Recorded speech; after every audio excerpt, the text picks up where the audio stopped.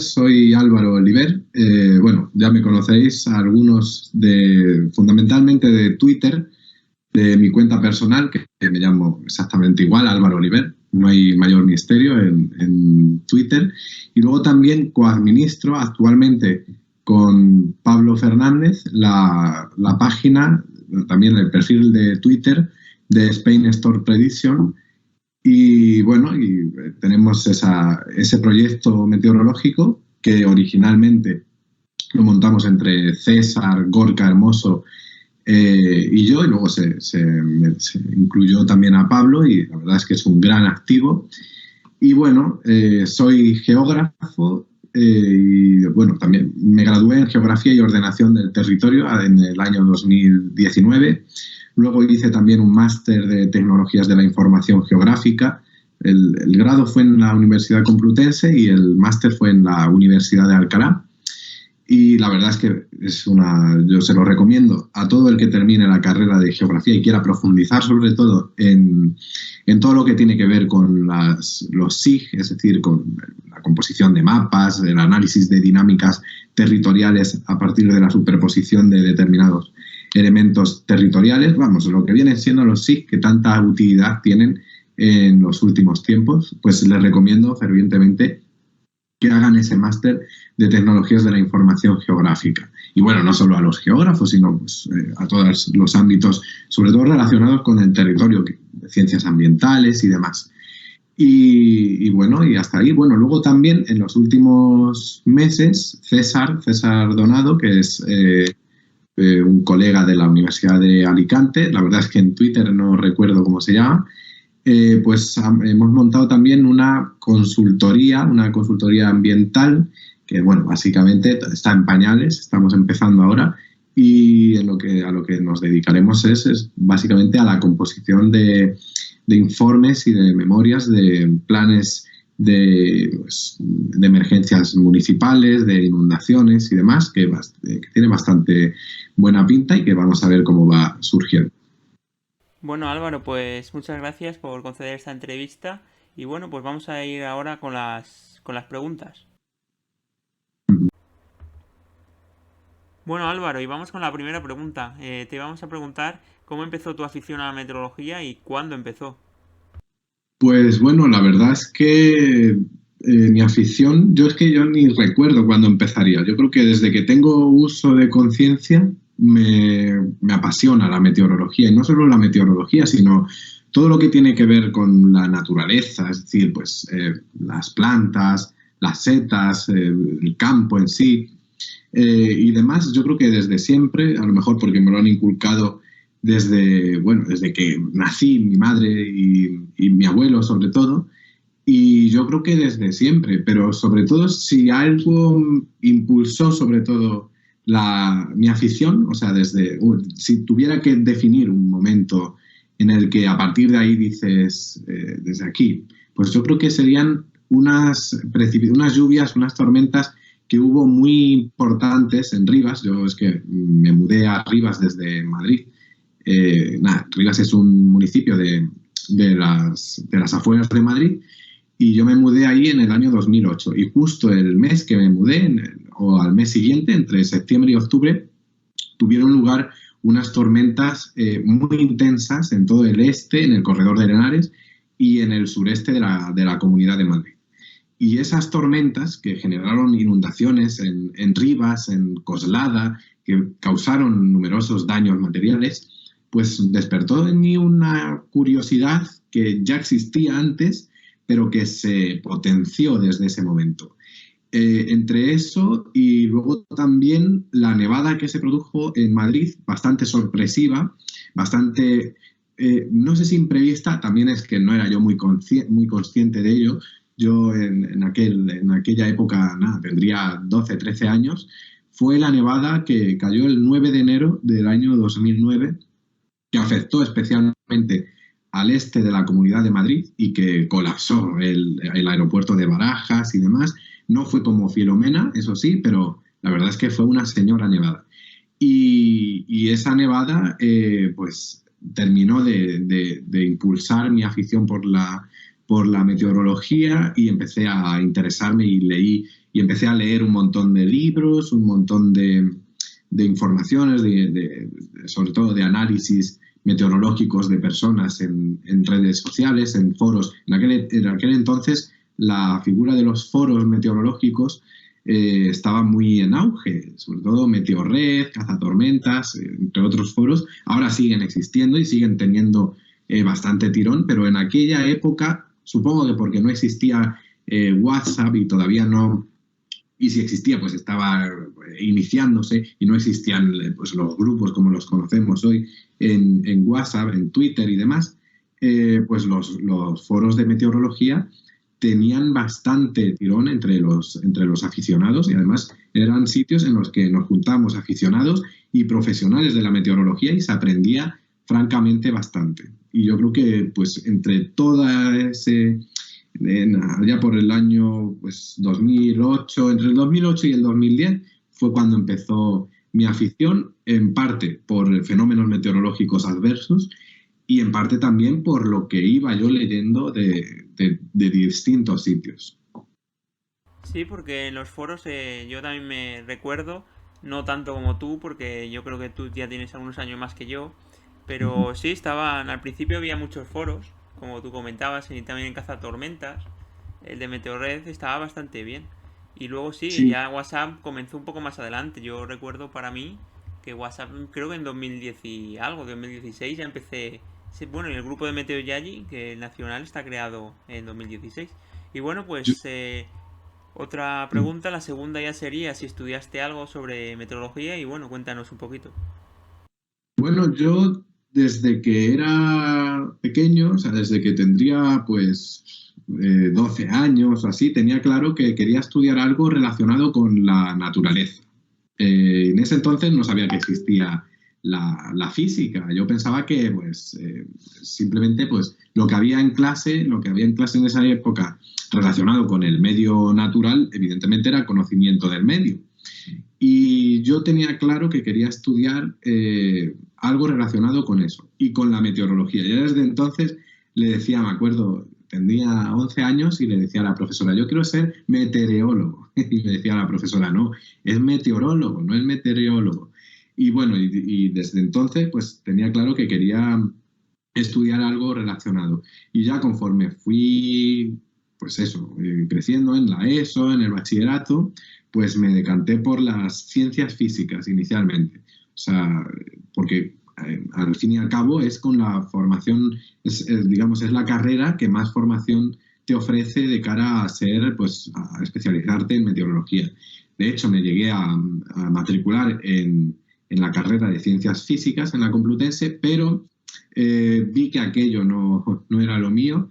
Era bastante complejo, yo no me esperaba ese nivel de complejidad. Es bastante habitual el primer año que, bueno, que la gente, pues es bastante duro. El primer y el segundo año de esa carrera es bastante duro, pero yo entre que era bastante duro y que no era lo que yo me imaginaba que iba a ser, decidí quitarme de ahí y bueno, al final me metí en geografía y ordenación del territorio y bueno, y finalmente hice la carrera de Geografía y Ordenación del Territorio. No hay mucha formación, por no decir que prácticamente no hay formación sobre meteorología, pero bueno, casi que se aprende más cuando uno estudia geografía o ciencias ambientales y demás. Se aprende más por cuenta propia que en la propia carrera. Pues bastante interesante y es verdad que hay muchas cosas que también se aprenden por cuenta propia, como tú comentas, sobre todo en Ujú. este mundito, porque hay mucha gente o también incluso aficionados que no a lo mejor no han estudiado ni geografía ni nada y saben Mm. bastante pues aprendiendo el mismo, ¿sabes? Yo me incluyo, ¿eh? Que te Sí, aprendes sí. tanto que al final te haces autodidacta. Yo en la carrera, si tuviera que resumir mi formación meteorológica que recibí en la carrera, es nula, básicamente. O sea, y no solo eso, es que en algunas cuestiones casi que a los profesores les enseñabas tú sobre meteorología. Yo me acuerdo el TFG, o sea, el trabajo de fin de grado que lo hice sobre pues, una propuesta de mejora sobre el sistema de avisos de la AEMET pues me dieron carta libre porque, bueno, no tenían formación meteorológica. Y entonces me dijeron, te podemos ayudar, te podemos guiar en cuanto a la estructura del TFG, pero en cuanto al contenido, pues tú sabrás. Y eso es así. Es una lástima, pero es así. Bueno, pues ahora vamos a ir con la tercera pregunta. Realmente vamos a meternos más si te has profesionalizado en meteorología o cuando te diste cuenta que la meteorología iba a ser tu profesión o si es tu profesión ahora. Bueno, en realidad no lo es, porque claro, al no haber seguido estudiando la carrera de ciencias físicas, pues no soy meteorólogo, ¿no? O no tengo una profesionalización en cuanto a la meteorología. Digamos que tengo una formación más orientada al territorio, más orientada al medio natural y a las interacciones entre los distintos agentes que existen en el territorio. Pero en cuanto a la meteorología, pues al final los que se especializan, los que se profesionalizan en meteorología, o al menos en mi opinión, hay mucho debate porque la Real Academia de la Lengua dice una cosa y con la que muchos no estamos de acuerdo, y es que, no sé si lo han cambiado ya, pero dicen que el meteorólogo es todo el que tiene especiales conocimientos sobre meteorología. Yo no estoy de acuerdo, yo no me considero meteorólogo. No es que no me considere meteorólogo, es que no soy meteorólogo, porque no hice la carrera de físicas, no me especialicé, lógicamente, en ciencias de la atmósfera y luego no hice tampoco ningún máster de meteorología como el que ofertan en universidades como la de aquí de Madrid o Granada o Barcelona. Entonces yo tengo una formación de geografía. Es verdad que dentro de la geografía se puede abordar la meteorología y en un sentido más bien en cuanto al análisis de los impactos, en cuanto al análisis de la exposición de determinados pues, bienes materiales o bienes personales ante un riesgo meteorológico, porque lógicamente qué mejor que un geógrafo para identificar qué zonas, qué áreas, mejor dicho, de un territorio son las más proclives a sufrir inundaciones, a experimentar avalanchas de tierra y qué se puede hacer y qué se hace para evitar eso. Y luego también a nivel mesoescalar, a nivel analítico, a nivel de análisis meteorológico, yo considero que algunos geógrafos, no todos también, todo hay que decirlo, algunos geógrafos a los que nos apasiona la meteorología y sobre todo los que tenemos una mayor preferencia por la geografía física y nos hemos, pues, digamos, especializado, entre comillas, en el medio físico que atañe a la geografía, pues yo creo que estamos bastante capacitados para realizar análisis pues mesoescalares, sinópticos y demás. No entendemos bien el funcionamiento de los productos que analizamos porque atañe a las leyes de la física, que pues, al final son los que generan el modelo de predicción, pero bueno, los productos que se derivan de todas esas implicaciones teóricas o matemáticos o físico-matemáticas, pues esos productos, pues digamos que son bastante asequibles para, pues, es que incluso no hace falta tener formación. Yo llevo analizando modelos con mayor o menor corrección, también todo tengo que decirlo, desde el año pues 2011. Al principio, fatal. O sea, ahora mismo leo análisis o apuntes o cosas que hacía pues, cuando tenía pues, 13, 14 años y bueno, y hay bastantes meteduras de pata, pero conforme uno va creciendo, conforme va cumpliendo años, digamos que pues, el lenguaje se va adaptando más bien pues, a tu formación académica, a lo que vas leyendo y demás, y eres mucho más cuidadoso, me he dado mucha cuenta en estos últimos años, eres mucho más cuidadoso a la hora de realizar afirmaciones, sobre todo cuando son categóricas. Hay que tener en cuenta también el probabilismo en el ámbito de la meteorología. Debemos ser escrupulosamente probabilistas. Pues bastante interesante. Y bueno, para continuar vamos a ir ahora con la cuarta pregunta.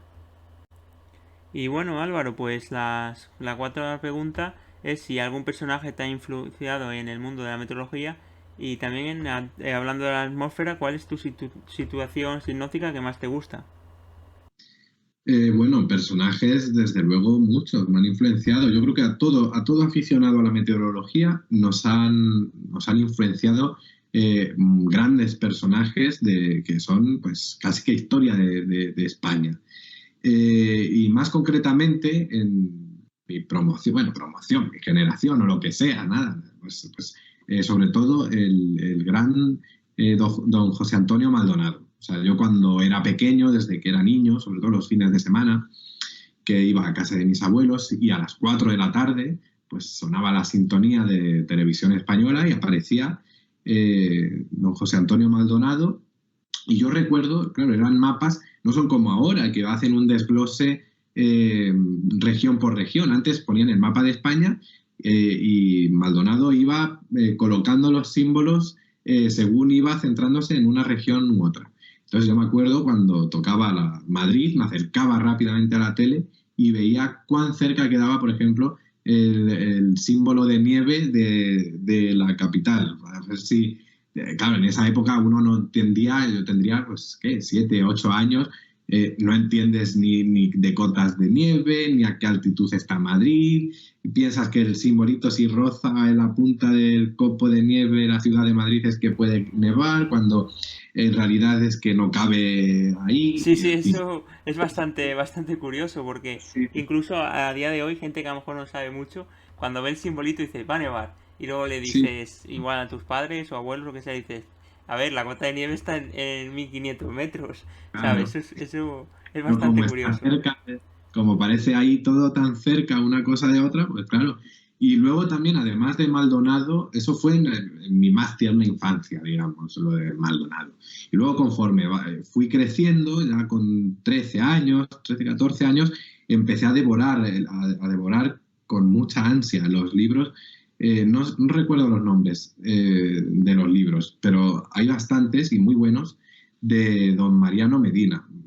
Hizo una serie de manuales que son muy interesantes y que yo los encontraba en la biblioteca. Desgraciadamente no tengo ninguno, pero en la biblioteca, en cualquier biblioteca estaban. Y yo me acuerdo que los cogía cada semana, la semana siguiente los renovaba, luego a la siguiente también, y así me tiraba meses y meses leyendo y releyendo. Y digamos que yo creo que gracias a Mariano Medina aprendí la mayor parte de lo que ahora sé. La verdad es que sí. Y luego también hay otro libro que se llama, yo siempre lo recomiendo, que se llama Climatología de Cuadrat y María Fernanda Pita, que es también muy interesante, muy interesante. O sea, pero vamos, yo diría que son Maldonado y Mariano Medina los que más me han influenciado. Y en relación a la situación sinóptica que más me gusta, yo es que soy un apasionado de las configuraciones de nieve. A mí es que me pierde. La nieve a mí es que me pierde. Y de hecho, la configuración de Filomena del año pasado todavía no la logro asimilar. O sea, no me hago a la idea, y ha pasado ya más de un año, pues fue en enero del año pasado, estamos en abril, todavía sigo en shock de la configuración de nieve de Filomena. Y yo diría que esa es la configuración, no, yo diría no, esa es la situación sinóptica que más me gusta, es decir, tener una masa de aire de incidencia continental días previos, esa masa de aire que se desnaturaliza en la península ibérica, aprovechando las noches de la meseta en pleno mes de enero, se va desnaturalizando, pierde características continentales, pero no todas, porque claro, la meseta en las noches, incluso en el día, en los días de invierno, pues actúa como un pequeño continente. Entonces, la masa de aire que se asienta sobre la misma adquiere características continentales. De modo que si se retira la advección del interior del continente europeo y permanece anclada la masa de aire continental sobre el solar peninsular, pues es mucho más fácil, mucho más proclive a que confronte con una masa de aire subtropical húmeda, como fue el caso, y que permita el desarrollo de grandes nevadas. Si hubiera prevalecido la advección continental, la advección de noreste, si mal no recuerdo que tuvimos los días previos, probablemente no hubiéramos tenido ningún episodio como el que tuvimos y la precipitación se hubiera quedado de Despeñaperros hacia abajo, si acaso hubiera llegado allí y no se hubiera resbalado entre el estrecho y el Atlas. El hecho de tener la masa de aire en sí sin advección ni nada es lo que permite que, bueno, que la borrasca no se vea repelida por dicha advección.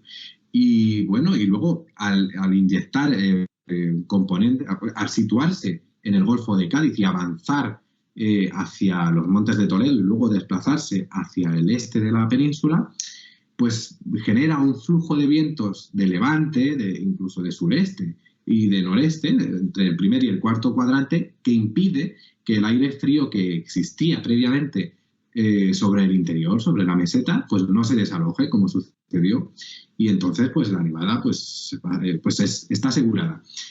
Filomena fue una situación bastante exagerada, bastante, pues eso, impresionante, pero previamente a Filomena, en el año 2010 y previamente a eso, en muchas otras ocasiones, se han producido situaciones similares, solo que, claro, la borrasca no era o tan intensa o fue todo más transitorio o demás. Pero vamos, esa configuración para mí es la mejor. Sí, porque es curioso y la situación de Filomena, realmente esa misma borrasca semanas antes, la NOAA la estaba siguiendo, lo que provocó que, claro, tenía un río de humedad alucinante. Es que fue Sí, sí. aquí en Salamanca, lo que tuvimos fue, sobre todo ventisca, nevó, pero bueno, no nevó como en Madrid.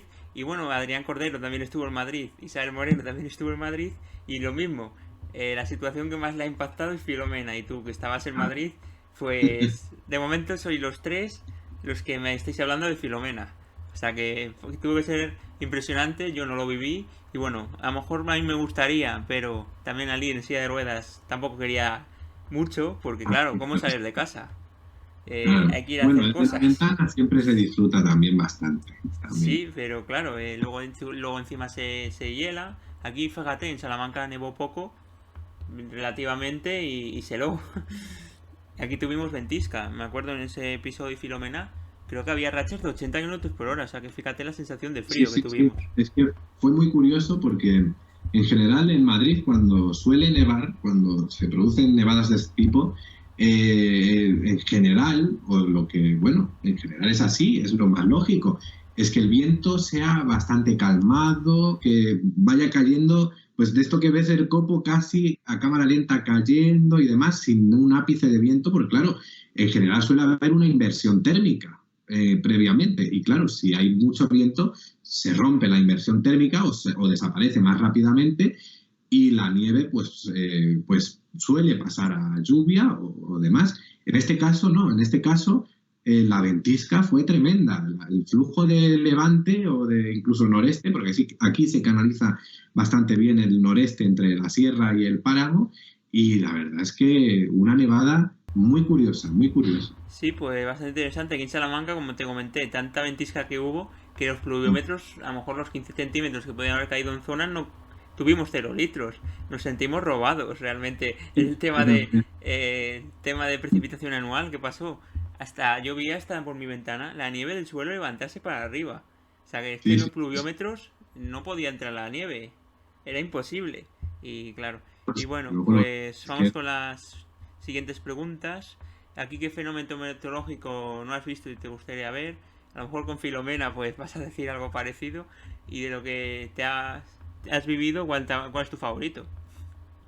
Pues yo tengo la suerte de que he vivido muchos fenómenos meteorológicos. Bueno, la verdad es que visto así descontextualizadamente dirían, pero ¿cómo que la suerte? Iba a decir fenómenos meteorológicos adversos, que claro, en general, pues visto desde fuera no es una suerte, sino es pues algo terrible, ¿no? Pero bueno, desde el ámbito de la afición, pues ya sabemos cómo va esto. Y pues lo he dicho, yo he tenido la suerte de vivir bastantes fenómenos meteorológicos de cierta entidad. Solía a veces veranear, o bueno, a veces, porque como yo tengo familia, bueno, toda mi familia materna es dominicana, pues muchos veranos, bueno, muchos tampoco, algún que otro verano lo he pasado allí, en la República Dominicana. Y es verdad que en el año 2011, pues viví una tormenta tropical. Tampoco fue gran, fue más de lo que parece, o sea, fue lluvia muy constante, algunos truenos, un poco de viento y poco más. Se recogieron 100 litros en una noche, eso sí, pero estuvo bien. Otra noche también, que fue esto más reciente, sería en el 2018, creo que a principios del mes de agosto, también en Santo Domingo, pues los remanentes de una depresión tropical no eran ni siquiera una tormenta tropical, ni una depresión, eran los remanentes que se había deshecho bueno, en el Atlántico antes de llegar al Mar Caribe, se había deshecho, pero había prevalecido un sistema convectivo de mesoescala o complejo convectivo, yo diría que era un complejo convectivo, con un desplazamiento muy lento. Y me acuerdo, y bueno, tengo todavía el mapa de los registros de la agencia, digamos, la AEMET de allí, la ONAMET, y está el mapa de acumulados, y esa noche cayeron en Santo Domingo, en una noche, bueno, en 12 horas más bien, cayeron más de 300 litros por metro cuadrado. O sea, eso a lo mejor, bueno, aquí en el este de la península, ahora con este episodio de precipitaciones tan reseñables que hemos tenido estos días atrás, pues bueno, saben lo que es, pero yo no lo sabía hasta ese momento. Cayeron 300 litros y además al día siguiente, pues tampoco parecía que había pasado nada. O sea, me llamó bastante la atención. Y de los que no he visto, pues yo creo que un tornado. O sea, los tornados yo creo que es el sueño de mucha gente. Y en un futuro espero, pues, si la situación económica y demás lo permite, pues hacer un tour ahí por el interior, el corazón de Estados Unidos con las máximas precauciones posibles y con las máximas distancias posibles, pues ver un tornado. Porque un huracán o algo así ni es deseable que suceda, evidentemente los tornados tampoco, pero es decir, los huracanes son algo que no se pueden, no se disfrutan, ¿no?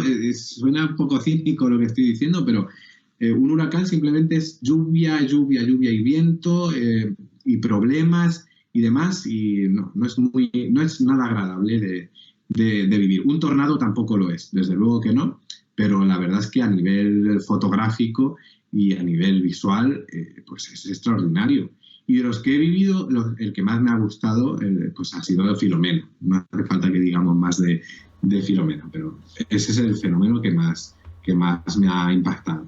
Y es que claro, lo de los tornados debe ser curioso, aunque a mí me daría también miedo, te puedo decir que me gusta, Sí, pero sí. eso también de que se te pueda descolgar delante o cualquier cosa de repente, eh, yo escapar de ahí sería lo mejor. O Sí, sea sí, que sí. bueno, también me Hay que llevar un comentó equipo Adrián Cordero siempre de los importante. tornados, sí, que es algo que debe ser. Yo creo que mucha gente le gustaría saber cómo es, pero a lo mejor no, no aconsejable. Sí, sí, sí.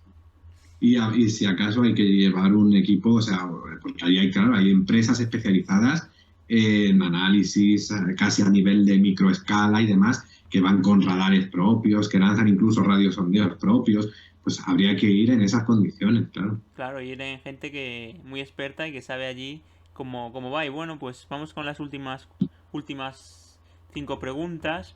Esta que es un poco más breve. ¿Cuál es tu clima favorito y la estación del año que más te gusta? Verano, primavera, otoño, invierno, lo que sea. Cuéntanos, a ver. Pues mi clima favorito, sin ninguna duda, sin ningún género de dudas, es el Mediterráneo, porque lo tiene todo. O sea, tiene las 4 estaciones muy bien marcadas, que pues cada estación tiene su misterio. O sea, cada estación. Puede uno odiar el calor de julio, como lo odio yo con todo mi ser, pero la verdad es que, bueno, las tormentas que tienen lugar en Albacete, en Teruel y demás, pues tienen su encanto. Y la estación del año que más me gusta para mí es el otoño. El otoño porque empieza ya a hacer frío, salen bastantes setas. Yo me gusta bastante recoger setas, o sea, sobre todo boletus. Y además, a nivel gastronómico, yo siempre lo he dicho, el otoño es una gran estación, porque hay pues, un montón. Castañas, a mí las castañas también me pierden, y bueno, es que lo tiene todo, el otoño lo tiene todo. Pues bastante interesante, porque a mí la primavera sobre todo es la que más me gusta.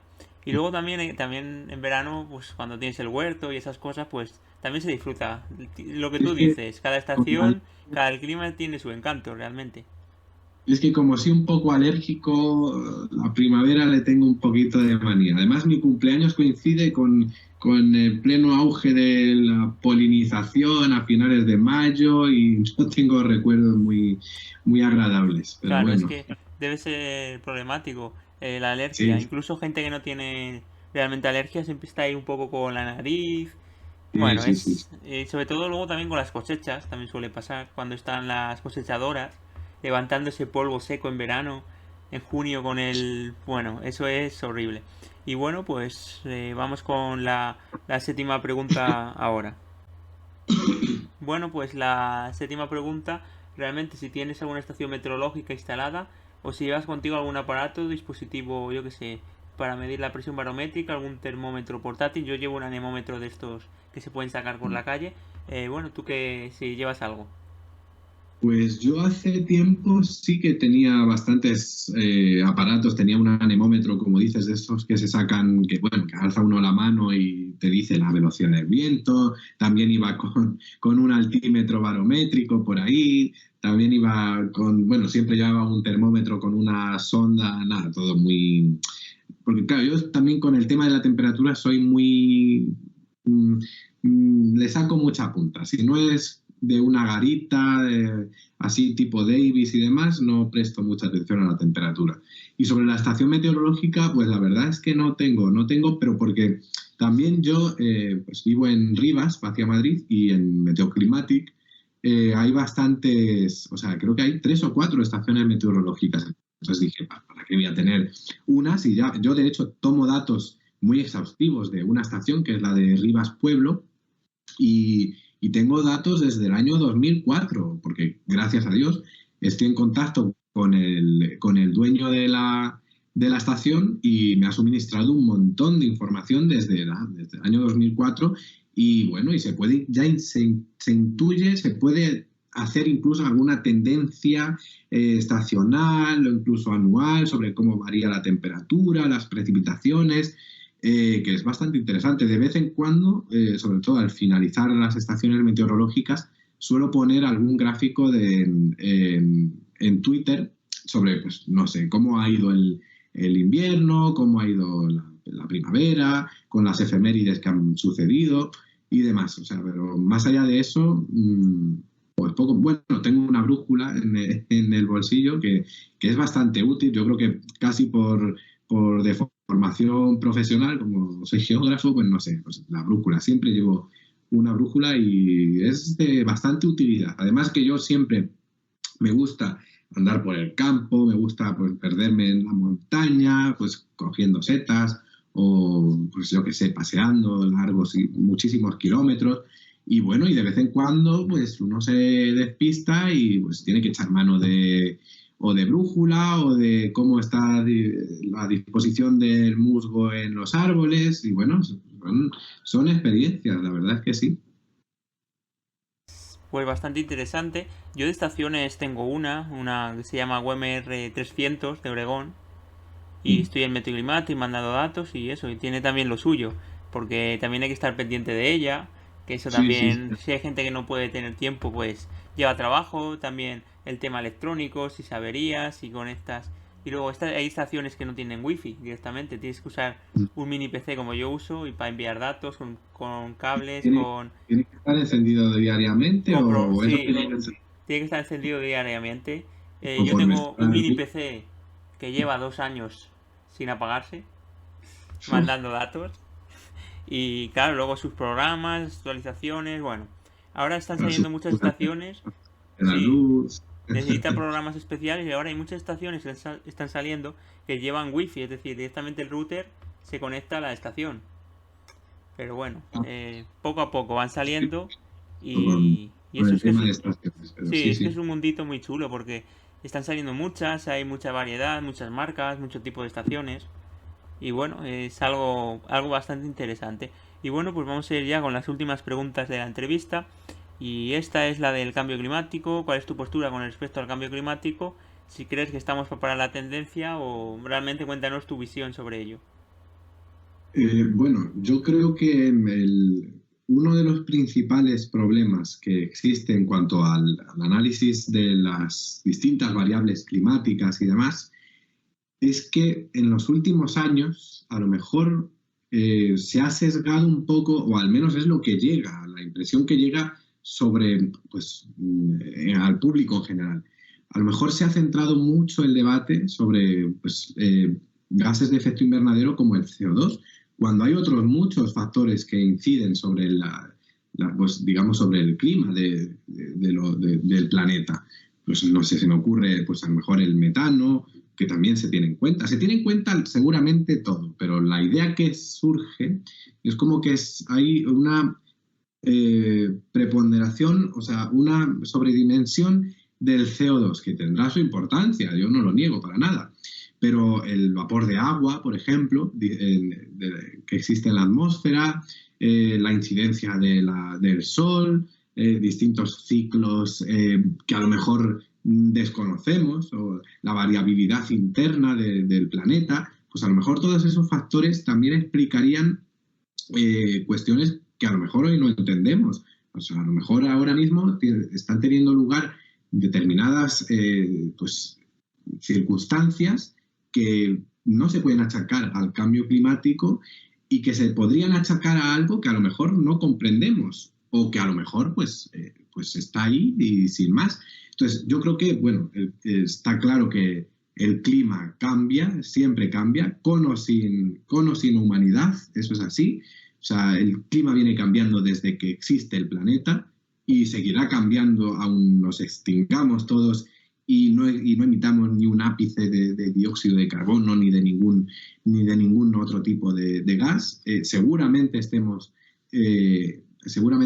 potenciando una mayor, pues digamos, una mayor extremosidad, una mayor variabilidad en los últimos tiempos. Tampoco lo sé porque no he leído muchos estudios de atribución, habría que ver. Y también lo que me estoy dando cuenta y que creo que es malo, sobre todo para los climatólogos, aquellos que estudian las distintas variables climáticas, es que el periodismo y algunos, bueno, no el periodismo, algunos medios de comunicación, pues digamos que yo no sé si con un afán de asustar, de meter miedo en el cuerpo de la gente o con un afán pues no sé, no lo sé, la verdad no tengo mucha idea del por qué, pero como que intentan achacar todos y cada uno de los fenómenos que tienen lugar en todos y cada uno en todas y cada una de las épocas del año al cambio climático. Entonces, de modo que ya no, o sea, no llueve como antes, o sea, siempre vemos en los telediarios a la típica persona mayor que dice: a mis 80 años nunca había visto esta lluvia, a mis 80 años nunca había visto esta sequía, este granizo, esto es algo que no ha habido nunca.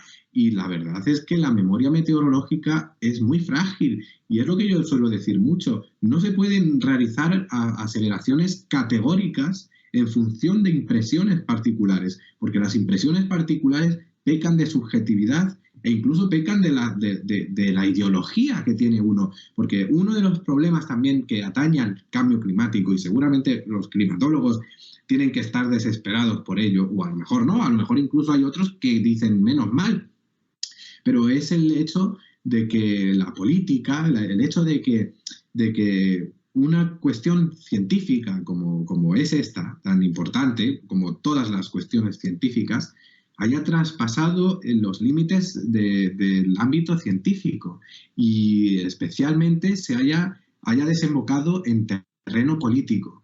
Y en el momento en el que la política entra por la puerta, la rigurosidad y la verdad salen en muchas ocasiones por la ventana. Y yo creo que en el tema del cambio climático, los políticos, pues bueno, pueden actuar, evidentemente, amparados por un montón de asesores, es deseable que existan científicos asesorando a gobiernos y demás, pero de ahí a que los políticos, o de ahí a que periodistas o tertulianos o yo incluso empiece a decir esto es así por esto y esto lo hemos hecho nosotros y el volcán, incluso se oye por ahí, últimamente la prensa está como está, el volcán de La Palma tenemos la culpa nosotros y fíjate terremoto, nos estamos cargando el planeta. Se relaciona hasta el terremoto y el volcán con el cambio climático en algunos sitios. Sí. Eso se oye. Entonces, muchas veces son los medios los que hacen que exista una impresión. O sea, yo creo que los propios medios siembran la duda en la gente. A lo mejor la gente ni siquiera quiere dudar, pero en el momento en el que escucha tantas tonterías y tantas aberraciones como escuchamos, pues es que al final se piensa la gente que lo que escuchan los medios es lo que los climatólogos o que los científicos de todo tipo opinan, cuando no es así. Dudo mucho que los científicos pues que en el año hay una entrevista por ahí, en el periódico El Mundo, en el año 2000, hay un titular que yo alguna vez he compartido que decía que entrevistaban no me acuerdo quién, no sé quién era, un profesor de no sé qué, y decían previsiones para el año 2020, mejor que no se cumplan, la nieve desaparece de la Cantábrica, la nieve tal, y dices, no creo para nada que estas afirmaciones las haya hecho una persona regida por el método científico, porque se ve muchas veces que el periodismo pues enfanga la ciencia, y la meteorología últimamente la están dejando pues como un lodazal.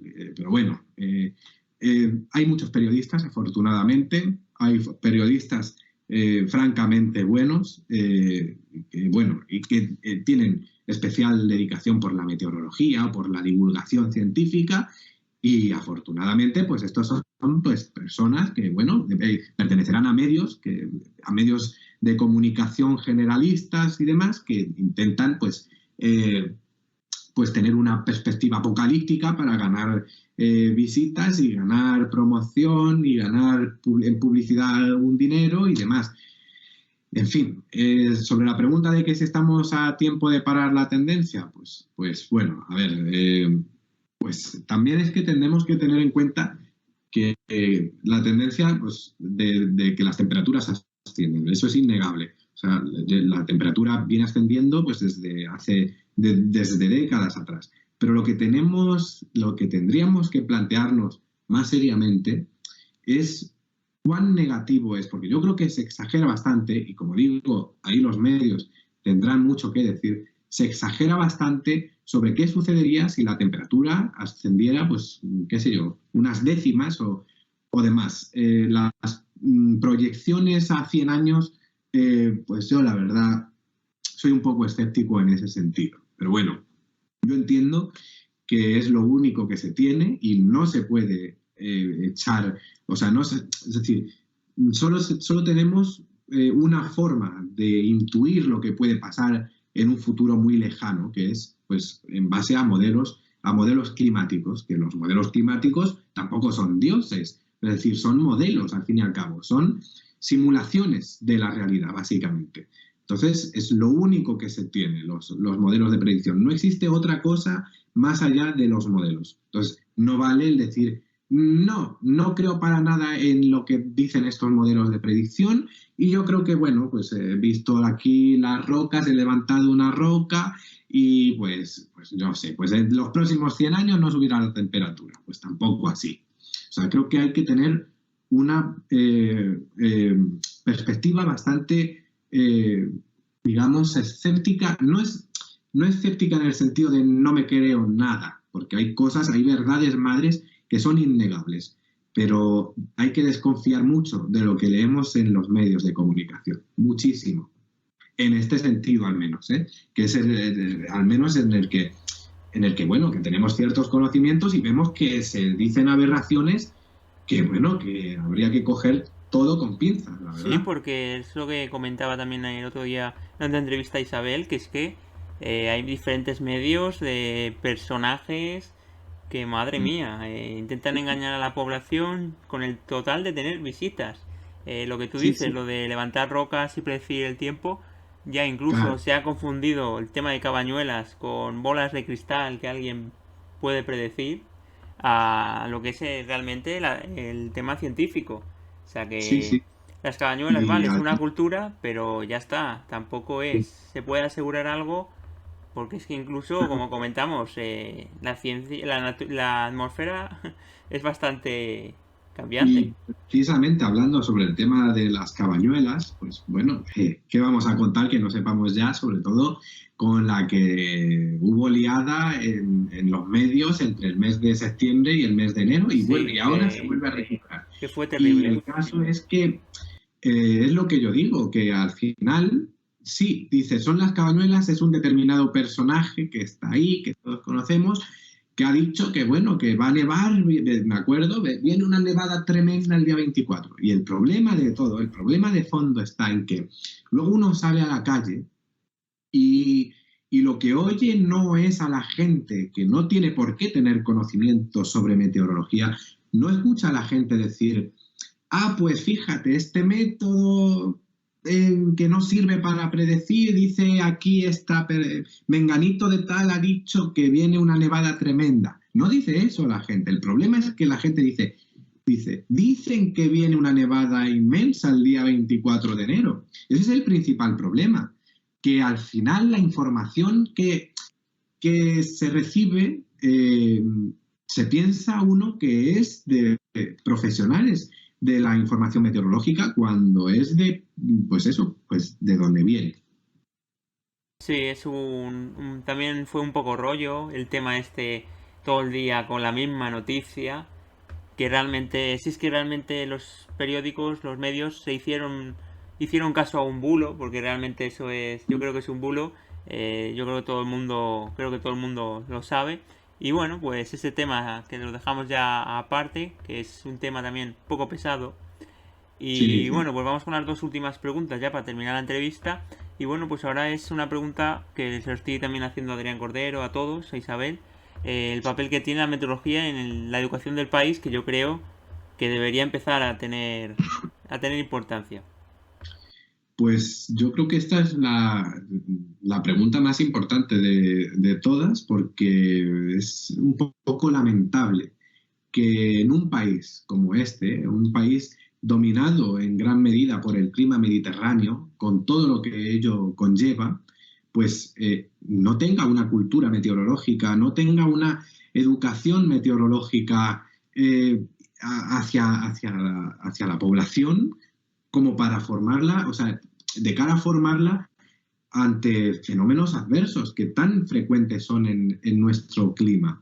Entonces, a mí yo siento envidia de países en este sentido, como Estados Unidos, que a nadie se le ocurriría que en Estados Unidos, pues la población no supiera, la población que vive en Oklahoma o la población que vive en el noroeste de Texas, que no supiera que está en un entorno muy proclive al desarrollo de tornados. Es que eso no se es que no creo que nadie en ese entorno no sepa eso y no sepa que si suena una alarma por allí tiene que meterse en un refugio que tiene, claro está, porque viene un tornado y puede acabar con tu vida. Pues aquí no es que sea tan exagerado, pero sí que tenemos pues tormentas que generan riadas, que generan pérdidas materiales e incluso de vidas muy importantes y bueno, y la población, pues en muchas ocasiones emite la Agencia Estatal de Meteorología un aviso de nivel rojo y mucha gente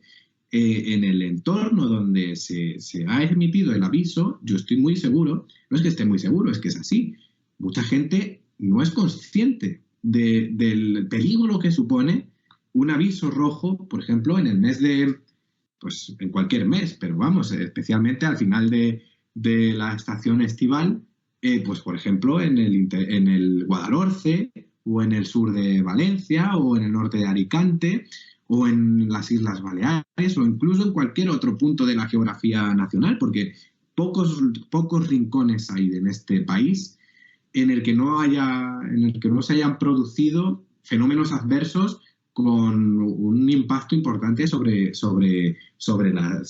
el medio. Por eso, yo creo que el sistema de avisos meteorológicos de la Agencia Estatal de Meteorología pues debería remodelarse, y esto es algo que coinciden personas de la propia agencia, y coincidimos muchos aficionados, y coincidimos pues en general muchas personas en que la gente no tiene por qué saber que pues se ha emitido un aviso amarillo por 15 litros, aparece en los medios, en la tele aparece de vez en cuando.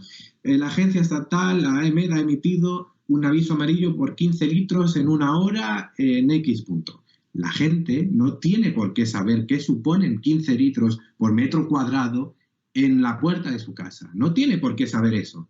O incluso 100 litros por metro cuadrado en 2 horas. No tiene por qué saber lo que son. Es que ni siquiera tiene por qué saber la gente que la lluvia se mide en litros por metro cuadrado. La gente tendría que saber lo que supone el hecho de que caigan pues 15 litros por metro cuadrado en escaso margen de tiempo, y la gente debería saber exactamente dónde vive y qué tiene que hacer, no qué puede, sino qué debe hacer para evitar el riesgo sobre su propia vida.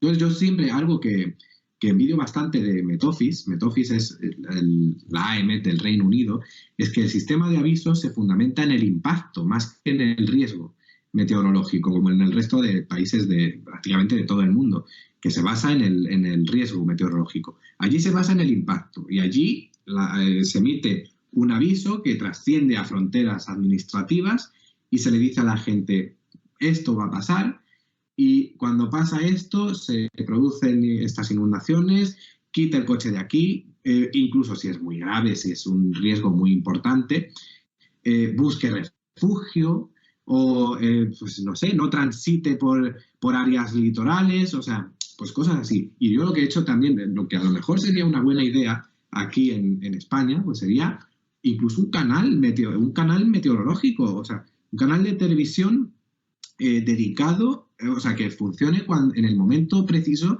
en el que se emite un aviso meteorológico. Es decir, se emite un aviso naranja por lluvias, pues yo qué sé, pues este canal pues explican qué supone, cartografía específica sobre este entorno, incluso conexiones con la propia Agencia Estatal de Meteorología, conexiones con otro tipo de canales, pues en fin, o sea, un canal de televisión, o sea, o un espacio televisivo orientado a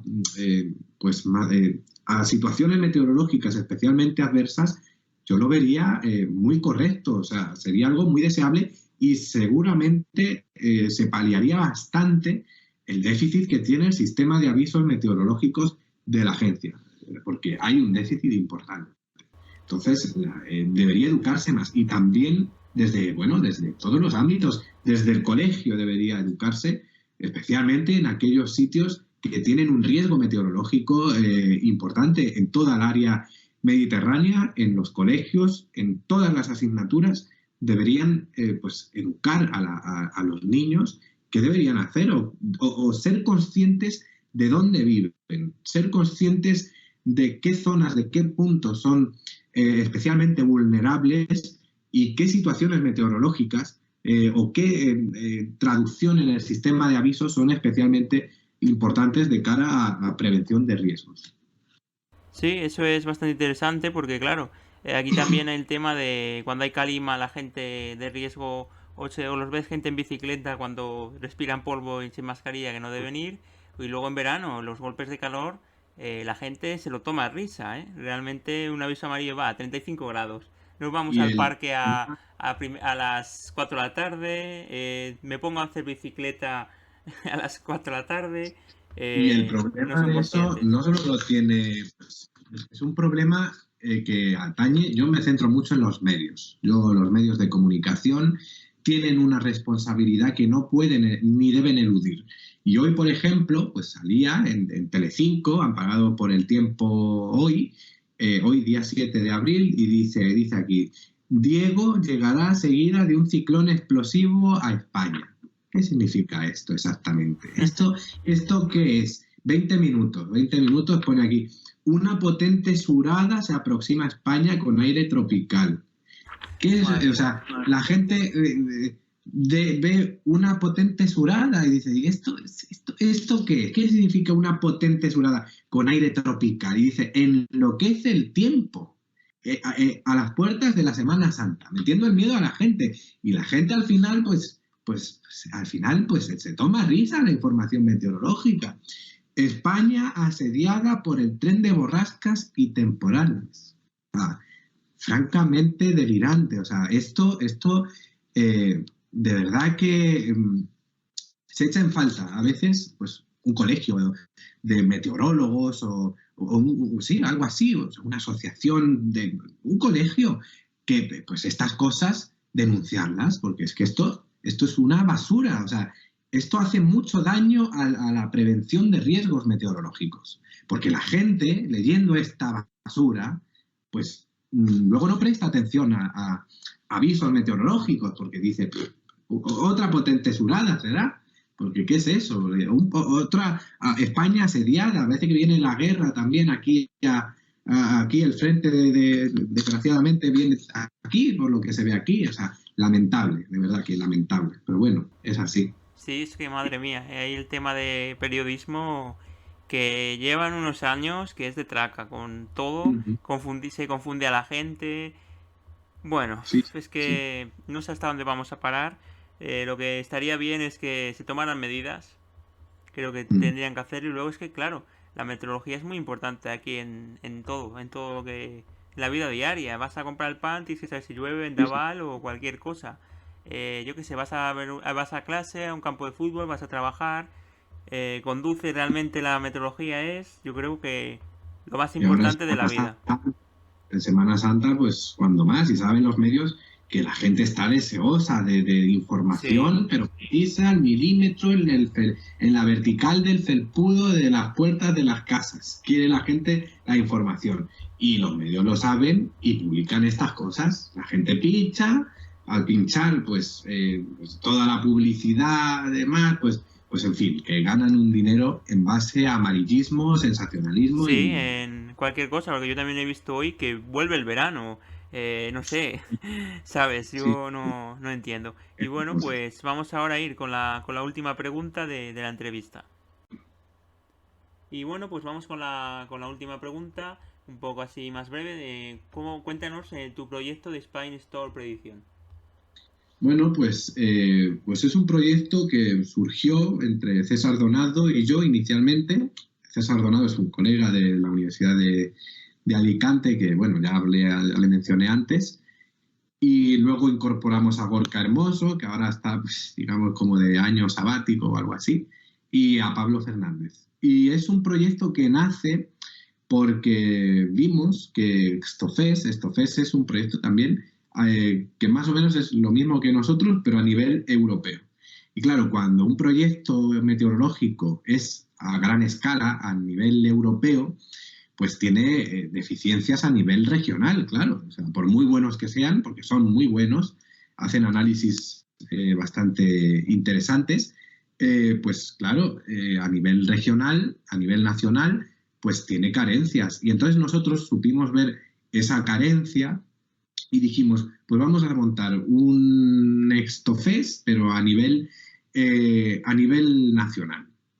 Y bueno, montamos el proyecto que, bueno, en la página, en Twitter está el enlace, yo creo que muchos ya lo conoceréis. Actualmente los análisis los componemos Pablo Fernández y yo.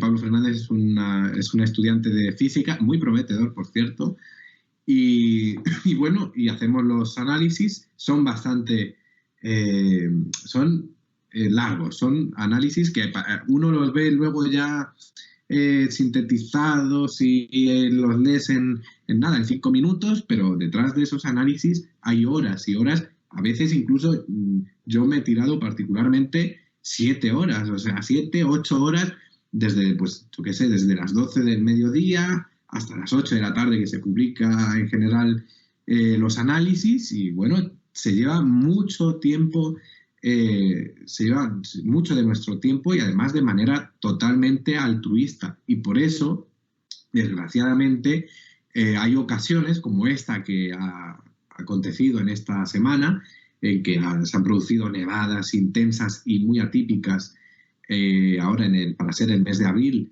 en el centro, o sea, en el sur bueno, en Albacete, Ciudad Real, Murcia, Almería, toda esta sección que se han producido nevadas y desgraciadamente no hemos podido abordarlas en redes sociales por falta de tiempo, porque ya digo, es un proyecto muy sacrificado y que no tiene remuneración ninguna. Entonces, pues sí, es una lástima, pero pues eso, no tenemos tanto tiempo como nos gustaría para abordar el proyecto en sí. Y bueno, básicamente para el que no conozca el proyecto, pues es siempre que hay riesgo y tenemos tiempo para ello, hay riesgo meteorológico asociado a tormentas o lluvias o nevadas en general o vientos convectivos, pues publicamos un mapa en el que determinamos cuáles son las áreas de mayor riesgo con niveles amarillo, 1, 2 y 3. Luego hacemos un análisis que lleva una estructura muy predefinida desde el año 2016 y no ha cambiado la estructura. Y bueno, y luego abordamos la población abarcada y demás. Pues bastante interesante lo del proyecto, a mí me encanta también, te voy a decir, te soy sincero, me gusta bastante. Y bueno, pues ya serían todas las preguntas y para despedirnos, Álvaro, muchas gracias por colaborar conmigo, con Meteo Yagi y la entrevista. A vosotros. Un saludo. Y bueno, pues esto sería. Muchas gracias, adiós.